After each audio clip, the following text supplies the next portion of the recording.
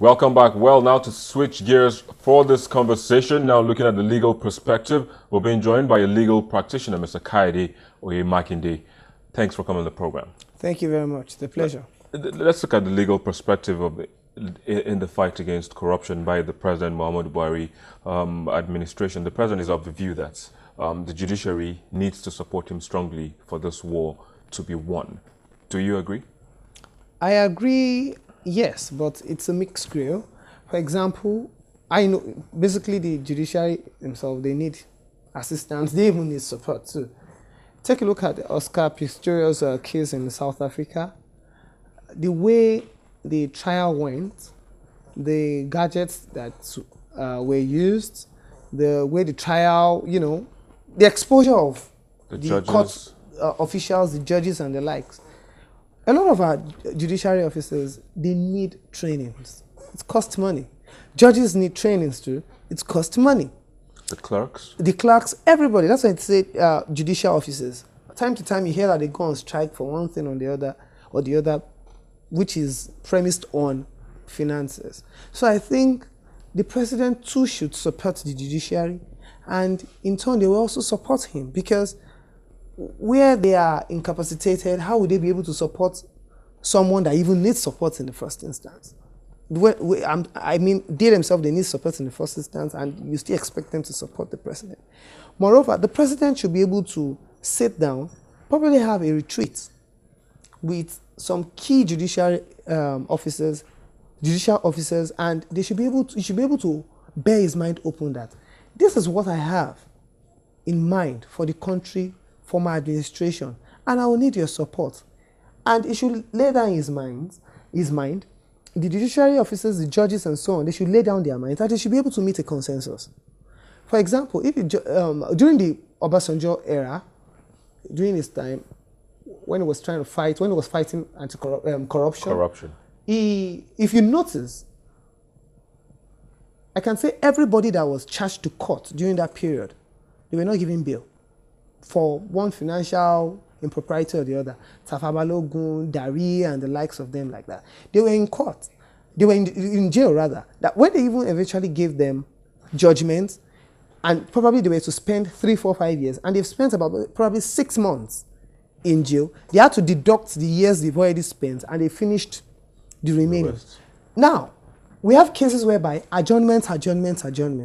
When you have your freedom, when you are charged, you use maybe some couple of days or about 1-2 weeks in detention, and you get your bail. That's when you start seeing frivolous applications here and there. You want to try and scuttle trial and so on and so forth. But some will be of the view that, during the Obasanjo era, there was some kind of strong arming. No. Like, so to speak now, political witch hunt. No. Ribado was asked the question that, why are you witch hunting the perceived enemies of the president? And he threw a question back to answer the initial question, that all the people that were arrested and prosecuted, were they guilty or not? So whether they are the perceived enemies of the president or not, let's forget about that. Is that happening now? Well, I would say yes and no. Some are not in the bad books of the president, in quotes, bad books in quotes. And some, I can say probably he doesn't like a particular politician's face or ex-politician or likes, and is trying to move against him. But did he really breach the law? That's the major thing that you have to look at. The president has done what he ought to do. Oh, but there's been cases of maybe judges conniving with the prosecution or maybe defense counsels. How do we go past that? Good. If the president, the president has a lot of powers. The executive has a lot of powers. And they have the opportunity, they have money, the budget is in their hands and so on, to do a lot, not corrupt-wise, to assist and make things work faster. If they say, okay, fine, some of you know what you are doing, which is wrong. Some will retrace their steps. Those that can't retrace their steps, they will fish them out and they will show them the exit door. But when everybody is just looking, it's like a Sudan look, scenario.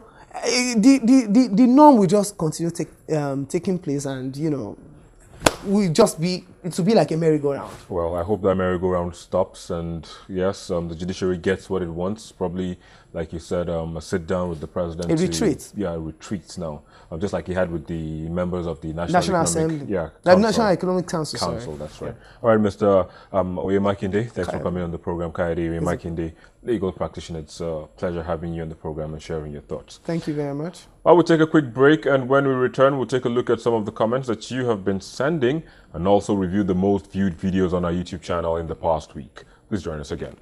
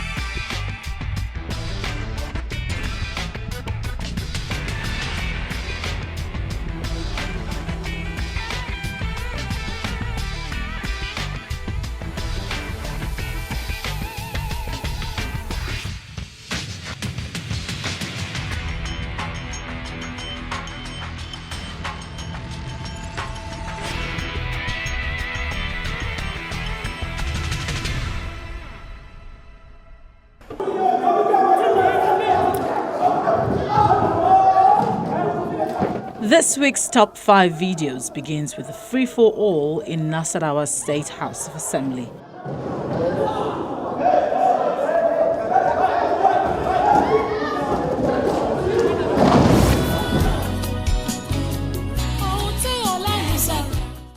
Up next, in 4th position, is the video of gospel singer Tope Alabi considering a new kind of music. We just want to be on serious, understand. We also want to measure, but at the same time, we wanted to focus on very serious issues. In 3rd place, Rave of the Moment, Faust the Bad Guy clears the air on his rumored relationship with fellow artist Simi. At this current moment, we are not dating, but you never know what the future holds. Understand? I will not leave it there. The video of Nigerians queuing up for hours to get premium multi-spirits takes second spot. We are suffering. This is too much. Since 6 a.m. in the morning, I was here looking for petrol. Up till now, look at your time. After 12, not yet. First of all, we heard, oh, he graduated in 2013 and now he's 21. That means he went to school when he was 12 and all of that. How old are you? While the video of singer Kiss Daniel saying his team will release a statement when asked of his age, that tops the chart of the 5 most viewed videos in the past week. So, is that because you don't know how old you are, or why would you not want to say how old you are? It's because it's now it's more than that now. It's more than how old I am now. So I need people to know. So, like I said, there is an opportunity for the people to know. Like I said, we put out a press release. Well, there you go, the most viewed videos as determined by you. However, if the video you were looking out for didn't make the cut, visit www.youtube.com/channelsweb, view the video and share with your friends, family, and even foes. However, the clock is ticking with barely over 3 years to the end of this administration, and more so, Dalton Thomas's. The government has a responsibility to fulfill its promises to the electorates. Now, that's where we draw the curtains on this edition of the program, but do also remember that the conversation continues online via the social media addresses showing on your screen. Thank you for watching. I am Victor Matthias.